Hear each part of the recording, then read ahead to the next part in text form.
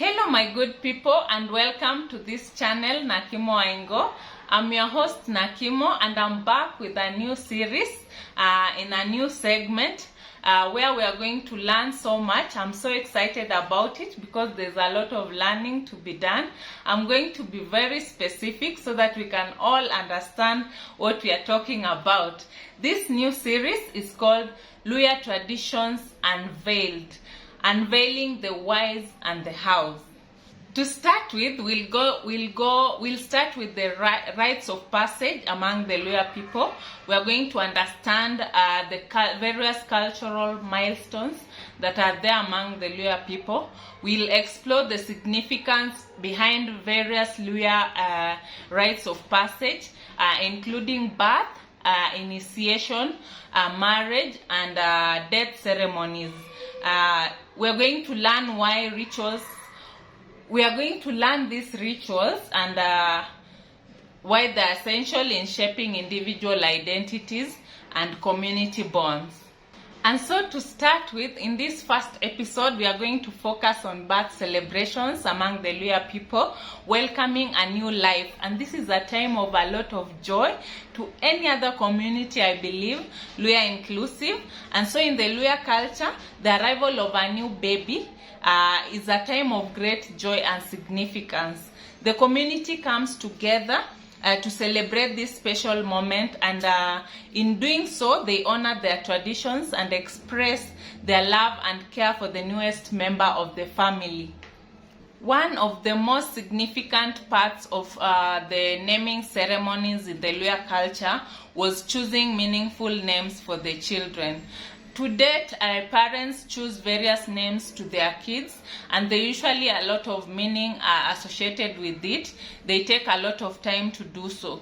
This did not start today, and in the Luhya culture, this is one of the most important aspects of welcoming a new baby to the community.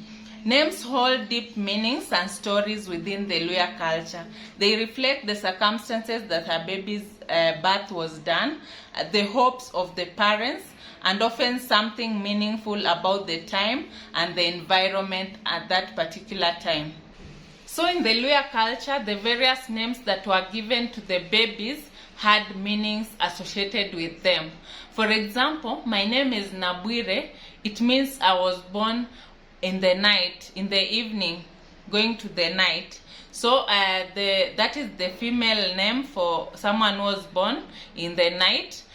The male name is Wabwire.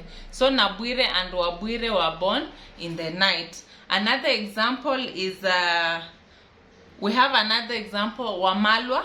Wamalwa means a person who was born in times of plenty. So a child who was born during a time of abundance is called Wamalwa. Another example is Nekesa. That is a female who was born during harvest. The male version of it is Wekesa. So Nekesa and Wekesa were born during harvest. Another example is Hakasa. Hakasa is a name given to the firstborn twin. This gives you the circumstance under which the babies were born. So it's usually given to the first twin who is born. The one who comes out first is called Hakasa. Another example is Namachanja. Namachanja is a name given to someone who is very happy. This is a name that is given to the child who is born during joyous times. So if you find someone called Namachanja, they were born when there was a lot of joy. Another example is Simiyu. Simiyu is a name given to someone who was born during the dry season. They are given to a child who was born during dry weather. That is the male. The male is called Simiyu, then the female is called Nasimiyu. These are people who are born during dry season. Another example is Nyongesa. Nyongesa means a conqueror. A conqueror. This represents strength and determination. So Nyongesa is given to a person who is believed to be a conqueror. Another example is Naliaka. Naliaka means I found her. Okay? It's given to a child who was born after a period of searching, a long period of searching. This is called na Liaka.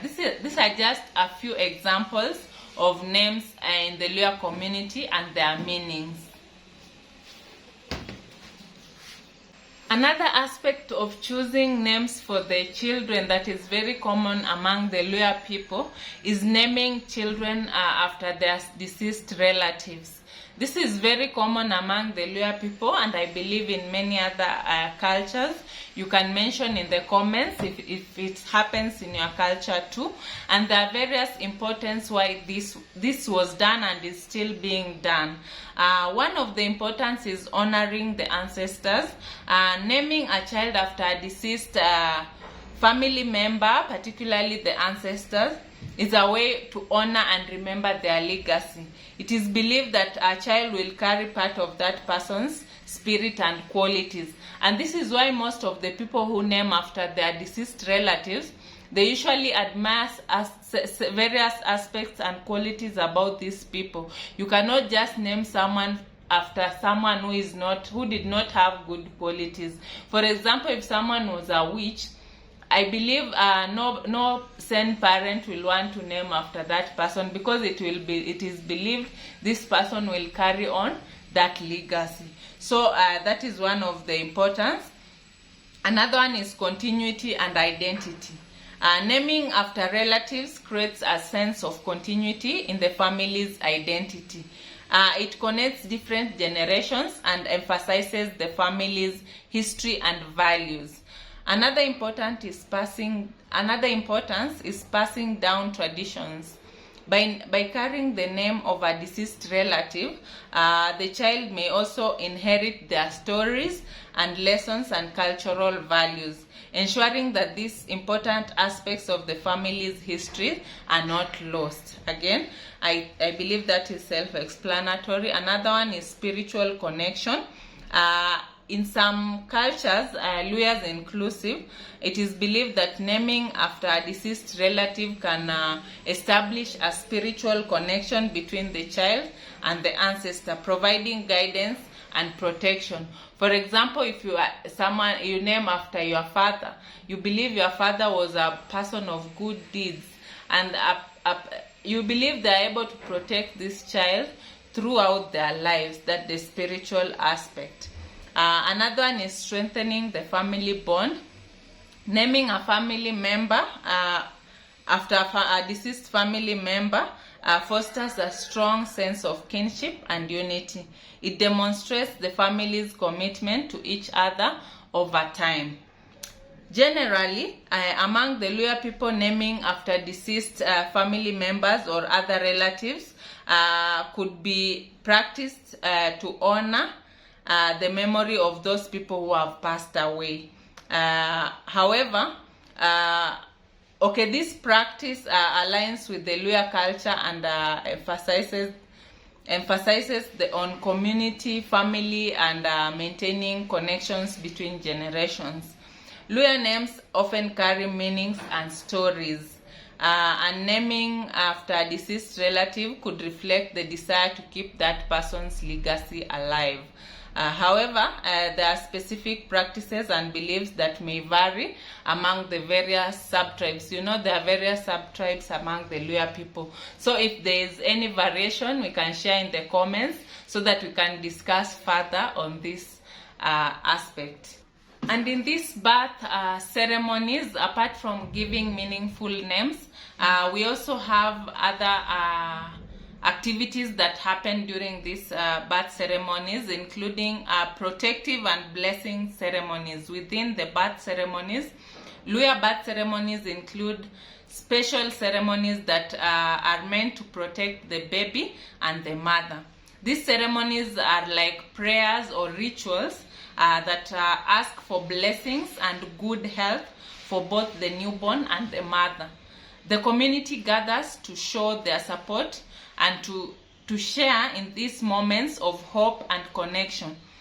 These rituals hold deep cultural significance and demonstrate the importance of the baby's well-being to the entire community.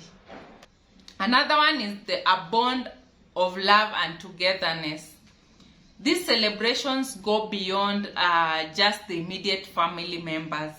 They extend to relatives and friends and the entire community. It's a way for everyone to come together and show their happiness for the new baby's arrival.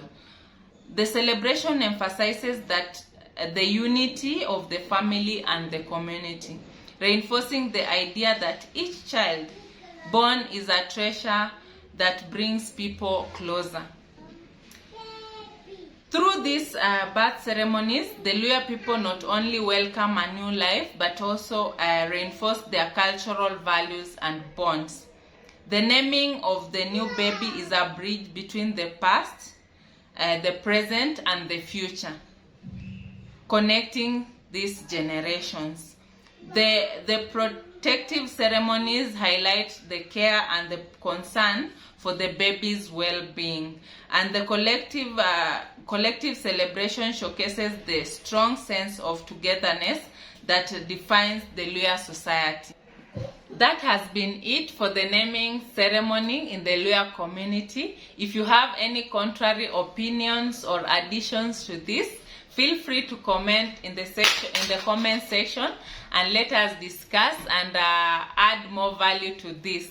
Thank you so much, and see you in the next one.